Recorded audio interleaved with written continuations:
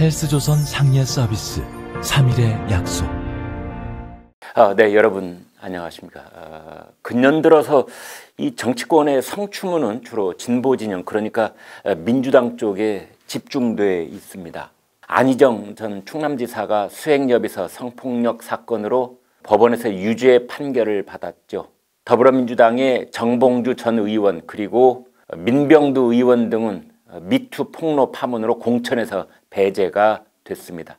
게다가 총선을 앞두고 영입된 원종건 씨는 데이트 성폭력 논란이 일면서 쫓겨나듯이 탈당했습니다. 총선 막판에는 안산 단원을 지역구의 김남국 당선자가 이른바 색드립, 그러니까 성적 발언을 뜻하는 이 비속어인데요.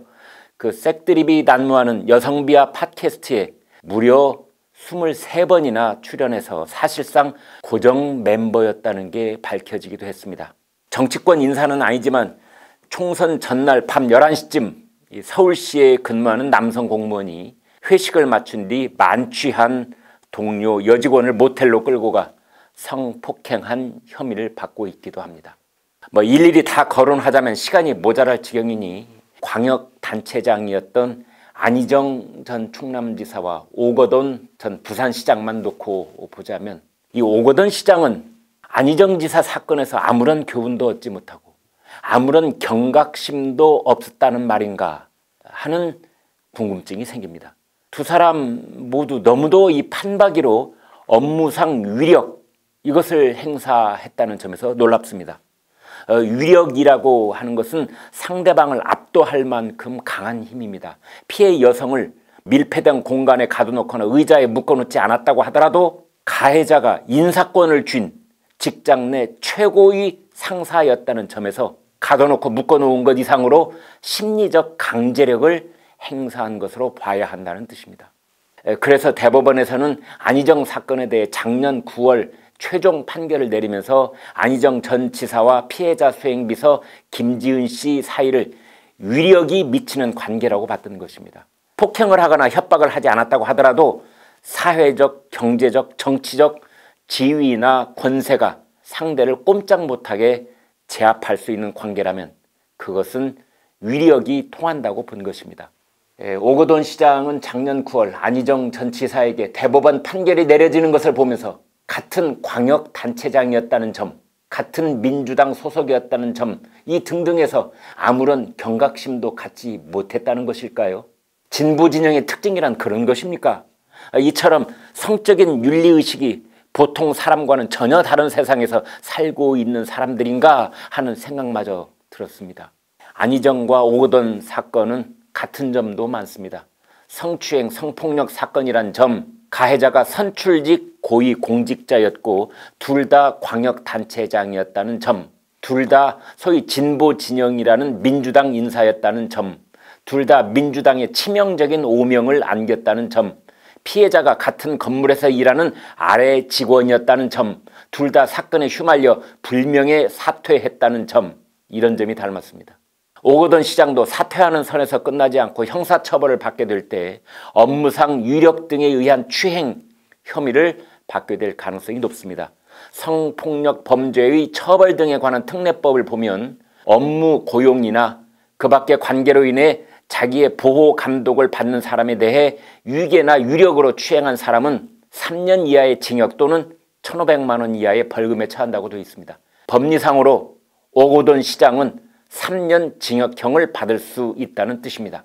안희정 사건 때는 공증서라는 게 없었고 오거돈 사건에는 공증서가 있다는 점은 이번 사건의 희한한 특징입니다. 지난 몇 년 국내외를 막론하고 수백 건의 미투 사건 중에서 유일하게 공증서가 등장한 사건이라고 할 수 있습니다.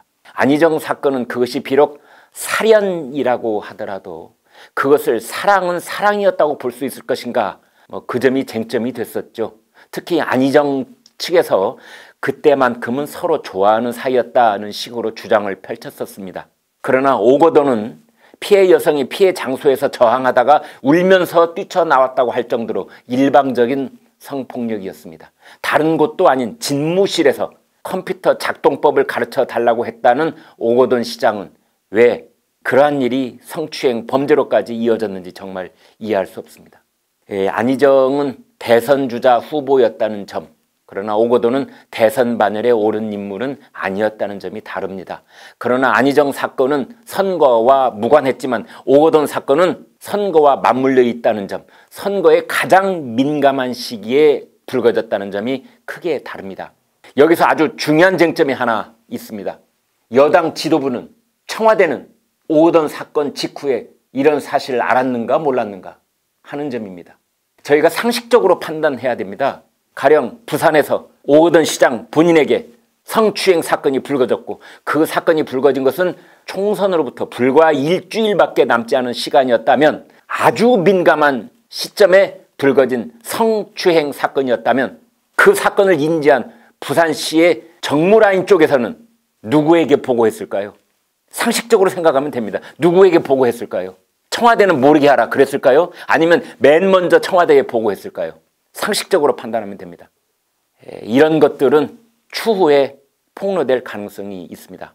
오거돈 사건의 피해 여성이 울면서 뛰어나온 날이 지난 4월 7일 화요일이었습니다. 그러니까 총선을 일주일 앞둔 화요일이었습니다. 그런데 우연하게도 그날부터 이틀 동안 이해찬 민주당 대표, 유시민 노무현재단 이사장, 방송인 김어준 씨 등이 마치 입을 맞춘 듯이 야당이 총선용 정치 공작을 준비하고 있는 것 같다는 말을 했습니다.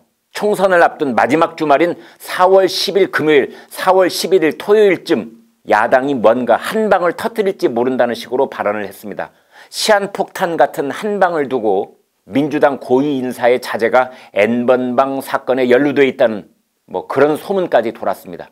그런데 이제 막상 이 오거돈 사건이 터지고 보니 그때 이해찬, 유시민, 김어준 이런 인사들이 말했던 야당 측의 정치 공작 운운했던 것들이 혹시 오거돈 사건 폭로가 있을까 봐 그걸 염두에 두고 미리 입막음 전략으로 했던 발언이 아닌가 하는 의심이 든다고 통합당은 말하고 있는 것입니다.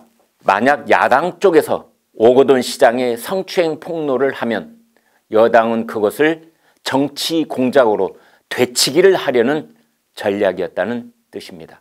여기서 다시 한번 저희가 제기할 수 있는 쟁점은 오거돈 사건이 4월 7일 날 터졌습니다. 청와대는 과연 이것을 언제 알았으며 문재인 대통령은 이것을 언제 보고받았을까요? 이게 오늘의 가장 중요한 쟁점입니다. 총선을 사나흘 앞둔 주말에 오거돈 사건이 터졌으면 선거 결과에 적지 않은 영향을 끼쳤을 것으로 보입니다. 지금 결과와 견주었을 때 여야 의석에 몇 석쯤 변화가 생겼을까요? 여당에서 야당 쪽으로 몇 석이나 올라갈 것으로 볼 수 있을까요? 특히 경합 지역 중에 상당수는 영향을 받지 않을 수 없었을 것입니다. 지역구에 따라 젊은 여성 유권자를 포함한 수천 장의 투표용지가 지지 정당 기표가 달라졌을 수도 있습니다.